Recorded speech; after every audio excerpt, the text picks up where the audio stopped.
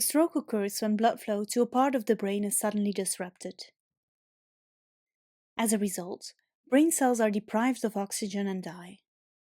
That's why stroke patients have little time to spare when symptoms arise.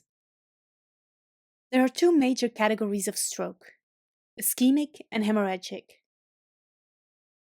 Hemorrhage is the medical term for bleeding. A hemorrhagic stroke happens when a weak blood vessel bursts and bleeds into the brain. People who experience this type of stroke, in addition to other stroke symptoms, will likely experience a sudden onset headache, a warning sign that might not occur during ischemic stroke. Doctors will issue a CT scan of the brain to determine what kind of stroke may have occurred.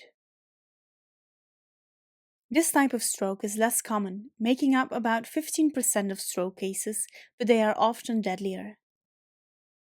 And even though it's the most serious type of stroke, 95% of patients receive the wait-and-see approach without any surgical intervention.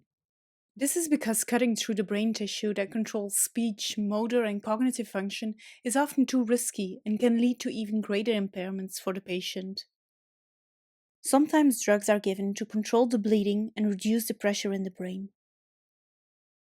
In addition to killing off brain cells, a hemorrhagic stroke increases the risk of dangerous complications such as increased intracranial pressure or spasms in brain vessels. High blood pressure is the most important risk factor for stroke.